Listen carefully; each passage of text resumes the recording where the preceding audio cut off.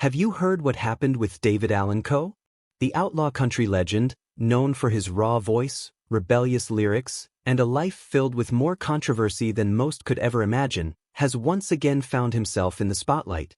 For decades, Coe has walked a fine line between icon and outcast, a man whose story is as dramatic as the songs he sang. But today, the world is asking, what really happened with David Allan Coe? David Allan Coe isn't just another country musician.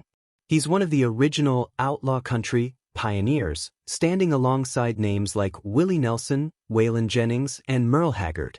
But unlike many of his peers, Coe's reputation was always more extreme. Born in 1939 in Akron, Ohio, his life started on a rough note. From a young age, Coe fell into trouble, spending much of his youth in reform schools and prisons. While others were learning the basics of childhood, Coe was already surviving behind bars. He even spent time on death row, though not for murder as rumors often suggested, but for killing an inmate in self-defense. His prison life, filled with violence, rebellion, and music, shaped his raw storytelling voice. When he finally left prison, he carried those scars with him. Coe famously lived in a hearse, writing songs, and trying to break into country music. While Nashville wanted polished artists, David Allan Coe brought the kind of stories most people would rather ignore. In the 1970s, Coe began gaining fame as a songwriter. His biggest breakthrough wasn't through his own voice, but through others. He wrote hit songs like Take This Job and Shove It for Johnny Paycheck and Would You Lay With Me in a Field of Stone for Tanya Tucker.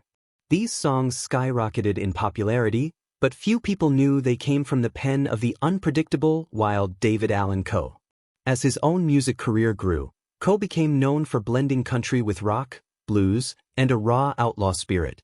Songs like The Ride and Long-Haired Redneck captured his lifestyle and gained him loyal fans. Yet, even as he gained fame, his reputation for pushing boundaries, sometimes too far, created a storm of controversy. One of the biggest controversies surrounding Coe was the release of his underground albums, filled with explicit and often offensive lyrics.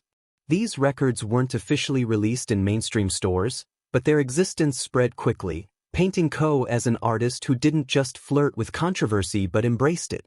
Critics accused him of racism, sexism, and glorifying violence. Fans defended him as a provocateur, someone who said what others were too afraid to. This dual image, musical genius versus offensive shock artist, haunted Coe throughout his career. He was loved and hated at the same time, often banned from venues while still selling out concerts elsewhere. As the decades went on, David Allan Coe continued to tour, but his outlaw lifestyle caught up with him. Financial troubles plagued him. In 2008, the IRS charged him with tax evasion, accusing him of failing to pay nearly $500,000 in back taxes. He pleaded guilty and was forced to pay restitution. At the same time, his relationships, both personal and professional, were filled with ups and downs. Marriages came and went, friendships in the outlaw country circle shifted, and his reputation continued to stir debate. In 2013, another shocking event nearly ended it all for Coe. He was driving his SUV in Florida when he ran a red light and was struck by a tractor-trailer. The crash was devastating. His vehicle was completely destroyed. Miraculously, Coe survived, but he suffered cracked ribs, bruises, and lasting injuries. For many, this was the beginning of the end of his wild touring lifestyle. As years went on, his health declined. In 2019, Coe canceled shows due to ongoing issues, sparking rumors that he was too ill to continue. But like the outlaw he always claimed to be, Coe kept coming back, showing up on stage even when his body seemed ready to quit.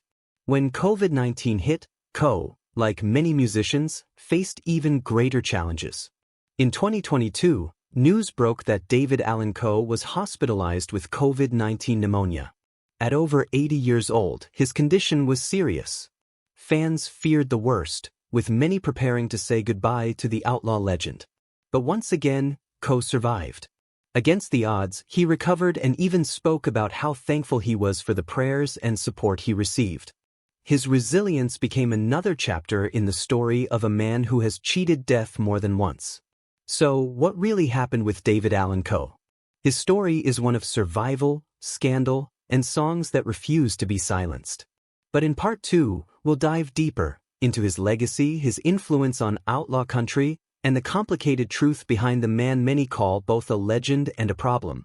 Stay with us, because the story of David Allan Coe is far from simple. When people ask, "Have you heard what happened with David Allan Coe?" the answer depends on who you ask. To some, he's a misunderstood artist, one of the last true outlaws who spoke the truth, no matter how raw. To others, he's a controversial figure whose offensive songs overshadow his musical genius. The truth, as always, lies somewhere in between.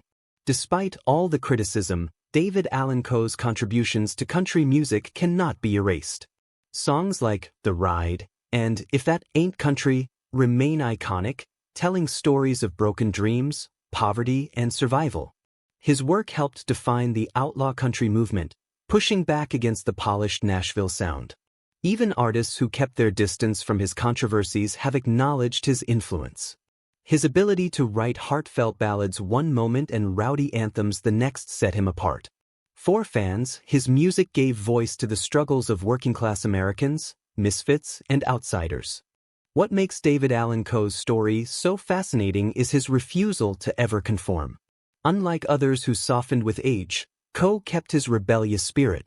Even in his 70s and 80s, he performed on stage with a fire that reminded fans of his early days. He would ride onto the stage on a motorcycle, dressed in rhinestones, leather, and tattoos, with his long hair flowing. Every concert was a reminder. This was a man who lived exactly how he wanted, regardless of the cost. But behind the controversies, those who knew Coe personally often described a different side. They spoke of his kindness, his love for his children, and his generosity to fans. For every headline about offensive songs, there was a story of Coe sitting for hours after shows, signing autographs, and listening to fans' stories. His son, Tyler Mahan Coe, even created a